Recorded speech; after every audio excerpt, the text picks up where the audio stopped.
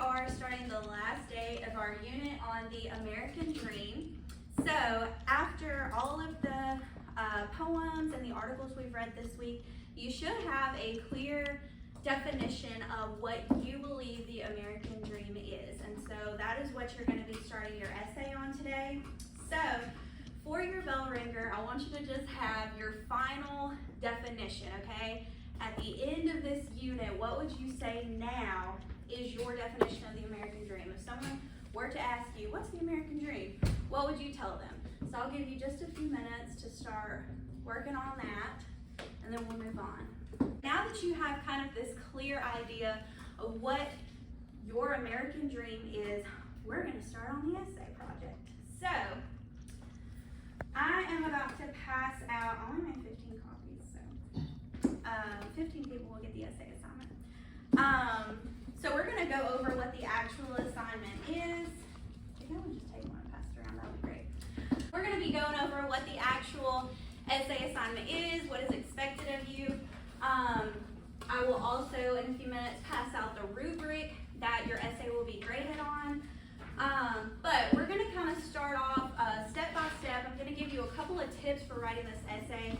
You likely will not get done with that today, and that is okay. That is what I expect. If you do get finished today, then there's probably an issue. So if you will see, the length requirement for this essay is 3 pages, okay? I know you don't have to groan. 3 pages, oh my gosh, that's so much. It will be okay. Once you start writing and you start forming your argument, it'll fly by. So this is also expected to be in MLA format like we've been going over. So if you're still a little confused about MLA format, I have a link on here to the OWL Purdue website where it gives you all the details on MLA format that you need. So the actual prompt, okay, I've been prepping you for this all week. So it says, after our unit this week, create your own definition of the American Dream.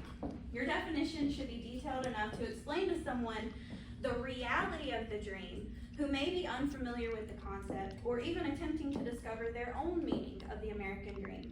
This is an argumentative essay, so your definition should be something semi-original to you. This is your opinion of what you would say the American Dream is. In a way, you will be arguing for or against the already preconceived notion of what the dream is. So think back to those 4 tenets of the American Dream from Jennifer Hochschild's essay that we've also been going over this week.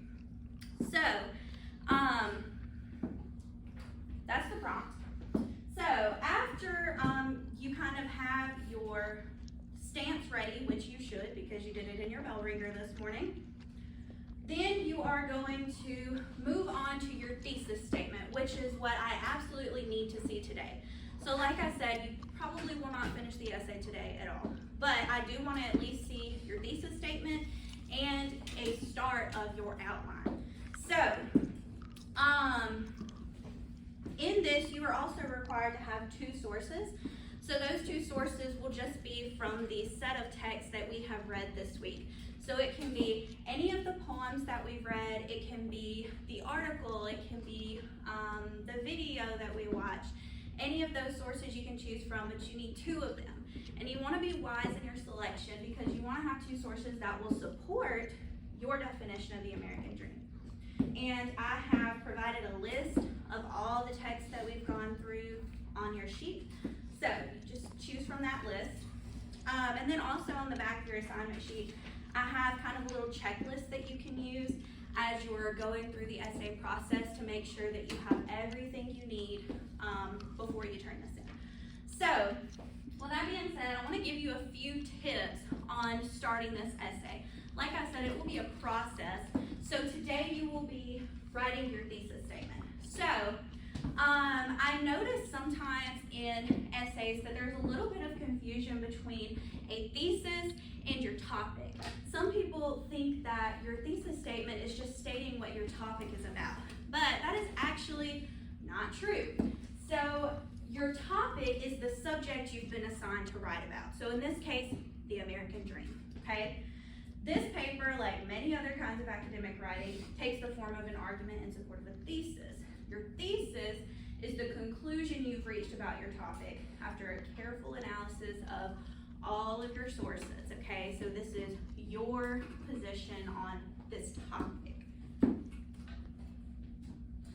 All right, so your thesis is also not a description of your topic, okay? It's not a question, a statement of fact, or a statement of opinion. So your position on the topic, your definition of the American dream. All right, so when you get ready to organize your paper, this is where you can create a little bit of an outline, okay? It does not have to be a whole formal outline. I just want to see that you've attempted some planning, okay? So your introduction, okay, where you'll start. This is where you're going to let your readers know what your paper is about, put the topic of your paper into context, and of course, state your thesis statement. The opening paragraph has to frame the rest of the paper and make your readers want to continue reading. That's where that hook comes in. I know y'all talk about that. All right, so some more tips for your introduction. This can sometimes kind of be a habit, but you do not have to open your paper with a broad global statement. Like throughout history, blah, blah, blah, or from the beginning of time, blah, blah, blah. For one, you can't prove that these statements are true. How do you know what people have always thought or done throughout history? And these statements are also so broad that, they're virtually meaningless to your paper. So, start with something specific to your topic, a good hook specifically about your topic. All right, so when you move on to the body where you are presenting your argument, so you should provide an argument that follows your thesis. So in this case, you've given your definition of the American dream. So now you should start stacking on the building blocks that kind of promote that argument, okay? Your sources should also be presented in the body that support your argument clearly. And then, like I said, think of each paragraph as kind of a building block in your argument that presents one specific point at a time. All right, also remember to begin each paragraph with a topic sentence. So each paragraph should have one driving idea which provides support for your overall thesis. If you've made an outline, which you know that you should, your topic sentences will be drawn from the list you made of your main points you wish to cover in your paper, okay? So that's where your topic sentences will come from. All right, you should also make clear connections between ideas, and you can use this by also implementing transitions between paragraphs. So I've even provided a small list of transition words you can consider using to kind of help the flow of your paper.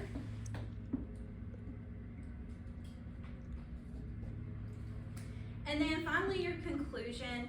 I know a lot of people struggle with either the introduction or the conclusion. I am pretty good at writing introductions, but I am absolutely terrible at conclusions, and so you might be the same or vice versa.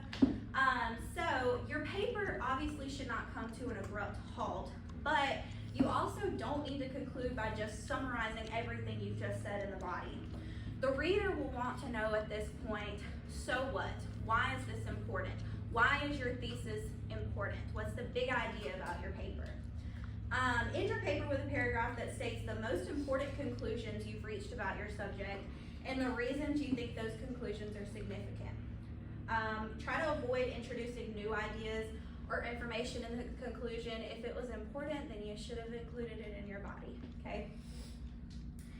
And that's really it. This was just kind of a speed review through essay writing. So what I expect from you today is your thesis statement and some form of outline, okay? If you do not begin writing your actual essay, that's okay. You can work on it over the weekend, and we will also pick back up on it at the beginning of next week. So, do you have any questions about the actual assignment? All right, well, let's get to work on your thesis then.